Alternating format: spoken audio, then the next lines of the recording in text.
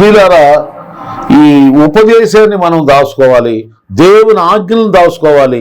అప్పుడు దేవుడు ఈ మాటలను, దేవుని సందేశాలను, అంటే ఆజ్ఞలు అంటే బైబిల్ చదివేటప్పుడు దేవుని ఆజ్ఞలు మనం చదువుకుంటాం.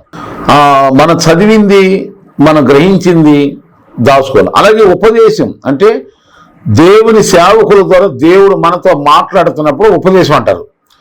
సందేశాలని, దేవుని వాక్యాలని మనం దాచుకోగలం. మరి ఈ రోజుల్లో యూట్యూబ్ల ద్వారా ఇంకా రకరకాల ఎన్నో సందేశాలు, వాక్యాలు వింటున్నప్పుడు ఏది దాచుకోవాలో కుదరట్లేదు. చూడండి, డబ్బులు మనకు తగుమాత్రంగా ఉన్నప్పుడు, దాచుకున్నంత శక్తి ఉన్నప్పుడు దాచుకోగలుగుతాం. ఎక్కువైపోయి నిండిపోయి పొర్లు అన్నప్పుడు దాయలేమే, నీకు అవసరం లేదు. కానీ అవి ఎప్పుడుంటాయి, ఎంత ఉంటాయో. అలాగే ఇప్పుడు ఈ దేవుని ఉపదేశాలు కూడా అలాగే ఈ పని. చాలా ఉపదేశాలు వస్తున్నాయి. కొందరు నాకు చెప్తారు, ఉదయం నుండి సాయంత్రం వింటానే ఉంటామండి, అందరి పాఠశాలలు వింటామన్నాడు. యేసు ప్రభువు వినుటకు శక్తి ఉన్నంత వరకే చెప్పాడు వాక్యం. చూడు, మనం వింటానికి కూడా ఒక శక్తిని ఇస్తాడు దేవుడు, ఉంది మనకి. అతిగా వినలేము, విన్నా గుర్తుండదు. ఇప్పుడు చెప్పే పాస్టర్ గారికి అన్నో చెప్పేసాను ఒక్కసారి అని చెప్పి ఒక 4 గంటలు 3 గంటలు ప్రసంగం చేసిన మన మనసులోకి ఎక్కదు. అందుకని యేసుప్రభువు కూడా వాళ్ళు గ్రహించి వినుటకు శక్తి ఉన్నంత వరకే బోధించాడు. కనుక మనం వినుచున్నటువంటి సందేశాలని మరి అందరూ వింటే ధైర్యం కదా, ఎక్కువ విన్నా మనం వాటిని భద్రం చేసుకోలేం. కనుక మీరు ఒక ఉపదేశంలో ఉండండి, ఒక సహవాసంలో ఉండండి, ఒక దైవ సేవకుని యొక్క దైవికమైనటువంటి ఆ సందేశాల్లో మీరు ఉండండి. అప్పుడు మీరు ఆ విన్న దాని ప్రకారం నడుచుకొని చాలు. 10 మంది 100 మంది డాక్టర్ సలహాలు తీసుకుంటే ఏది పాటించాలో మనకు అర్థం కాదు. అనేకమైన ఆరోగ్య సూత్రాలు చెప్పేవాళ్ళు ఉంటారు. ఆరోగ్య సూత్రాలు అన్నీ విన్నా ఏది పాటించాలో కూడా అర్థం కాదు. ఒకళ్ళు ఒకటి చెప్తారు, ఇంకోళ్ళు ఒకటి చెప్తారు, ఇంకోళ్ళు చెప్తారు. అందరూ చెప్పే మంచియే, కానీ రకరకాలుగా ఒక్కొక్కళ్ళ ఆలోచన ఒకరు చెప్తారు. అలాగే వాక్యం కూడా, బైబిల్ దైవ సందేశం ఒక్కొక్కళ్ళ ద్వారా దేవుడు ఒక్కొక్క విధంగా దేవుడు మనతోమాట. ఒక్క విధానాన్ని ఉంచుకోండి, ఒక్కట్లే పాటించండి. అప్పుడు మనం మనసులో భద్రంగా ఉంటే మన ఆ దైవ సేవకుల సందేశాలు మనం దాచుకోగలం, వాక్యం దాచుకోగలం, భద్రంగా ఉండగలం. కనుక వాక్యాన్ని దాచుకోవాలి క్రైస్తవులారా. రెండవదిగా చూస్తే సామెతల గ్రంథం 17:9 సామెతల గ్రంథం 17:9 ఏంటంటే, ప్రేమను అభివృద్ధి చేయకూడదు, తప్పిదములను దాచిపెట్టినాను ఉంది. చూడండి, మనము ప్రేమ కలిగి ఉండాలి అందరితో. మనం ప్రేమ కలిగి ఉండాలన్నప్పుడు అవతల వారిలో తప్పిదాలు ఉంటాయి, లోపాలు ఉంటాయి, పొరపాట్లు ఉంటాయి.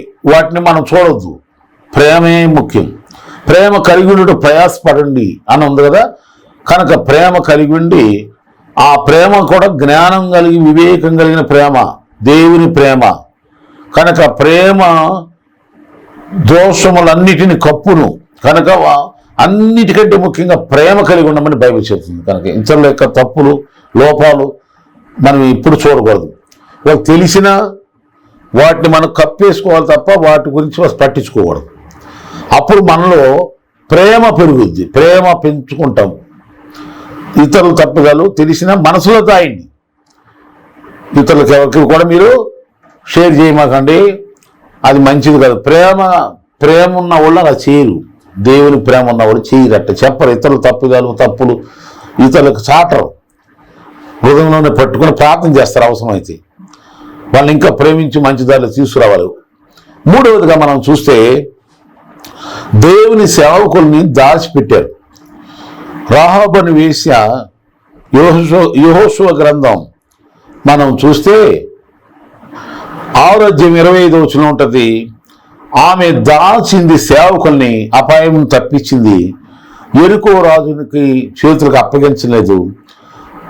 ఆ తప్పించుతున్న బట్టి అనగా దేవుని దాసుల్ని, ఆ యోగులు వారిని దాచి ఆమె ఇంటి వారు రక్షించబడ్డారని బైబిల్ చెప్తుంది. కనుక మనల్ని రక్షించేటువంటి రక్షకుడైన యేసుక్రీస్తు మన దగ్గరకు రక్షక భటులను అనగా ఆయన సేవకులను మన దగ్గర పంపిస్తాడు. పంపినప్పుడు మనం ఏం చేయాలి? సేవకులను వారిని మనము అన్ని ఎదుట, ఇతరుల ఎదుట, వాళ్ళ ఎదుట వాళ్ళని తేలిగ్గా మాట్లాడుకోవటం, వాళ్ళని వాళ్ళ లోపాలను ఎత్తి చెప్పడం సేవకులు అందరికీ వాళ్ళ గురించి చెప్పడం, ఇలాంటి తేలిక మాటలు మాట్లాడడం అలా చేయకూడదు. పాస్టర్ గారు కూడా, దేవుని సేవకులు కూడా మనుషులే కదా. వాళ్ళలో మీకు ఏదైనా సరే, మరి ఏదైనా మీకు ఇష్టం లేనిది, మీకు అనుకూలం లేని ఏమైనా ఉన్నాయనుకో, వాళ్ళని మనసు అవి దాచుకొని మీకు ఇష్టమైతే వాళ్ళని మీ ఇంట్లో చేర్చుకోండి, లేదా కష్టమైతే వాళ్ళని పట్టించుకోమాకండి. మీరు పట్టించుకోలేదంటే వాళ్ళు పట్టించుకోవాలి మిమ్మల్ని. కనుక అలా చేయండి. తర్వాత మోషే పుట్టినప్పుడు దాశారు తల్లిని సహోదరు. కనుక మనం కూడా అలా దాయిద్దాం. దేవుని సేవకులు దేవుని వాక్యం దాచుకుందాం. ప్రేమను కలిగి ఇతరుల యొక్క దోషాలను కప్పేసుకుని దాచేసుకుని ప్రార్థన చేద్దాం. ప్రేమ ఉన్న వాళ్ళు ఇప్పుడు ప్రార్థన చేస్తారు ఇతరుల కోసం. దేవుని ప్రేమ ఉన్నవాళ్ళు, దేవుని ప్రేమ లేని వాళ్ళు ఇప్పుడు అందరికి చెప్పుకుంటూ ఉంటారు వాళ్ళ గురించి. కానీ అలా చేయమాకండి. కనుక ఒక దాచబడిన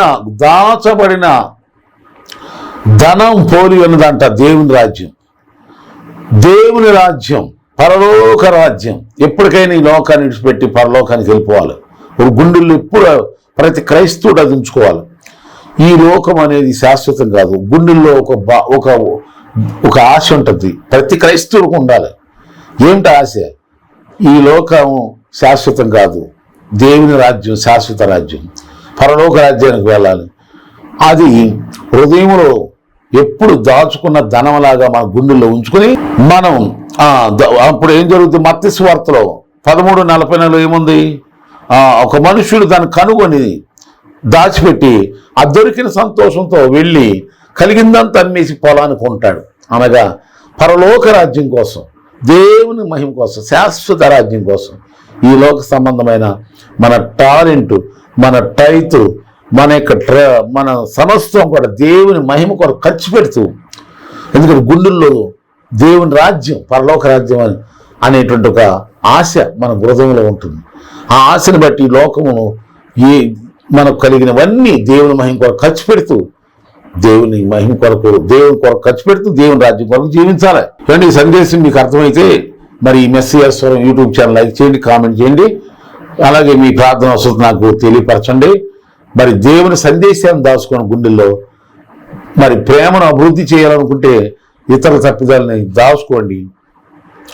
మరి అలాగే మనము ఇంకా దేవుని సేవకుల్ని, దేవుని సువార్త బాగా ప్రకటించబడాలంటే ఒక సేవకుల్ని మనం వాళ్ళని దాయాలి.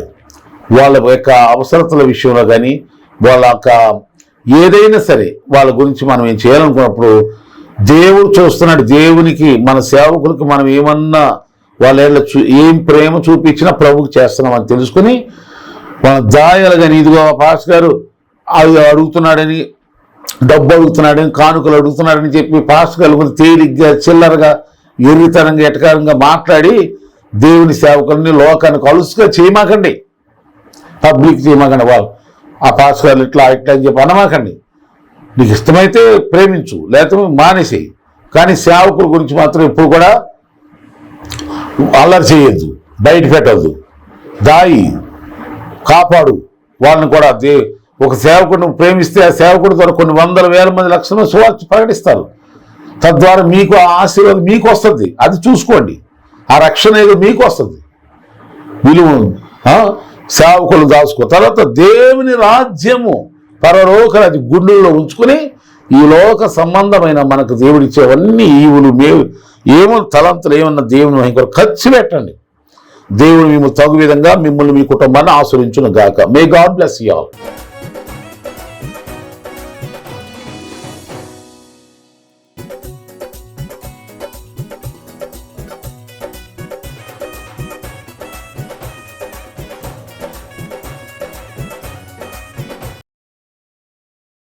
ఈ మెస్సేజ్ స్వరం యూట్యూబ్ ఛానల్ని సబ్స్క్రైబ్ చేసుకుని లైక్ చేసి కామెంట్ చేసి అందరికి షేర్ చేయండి. దేవుని పనిలో పాలు పొందండి. God bless you all.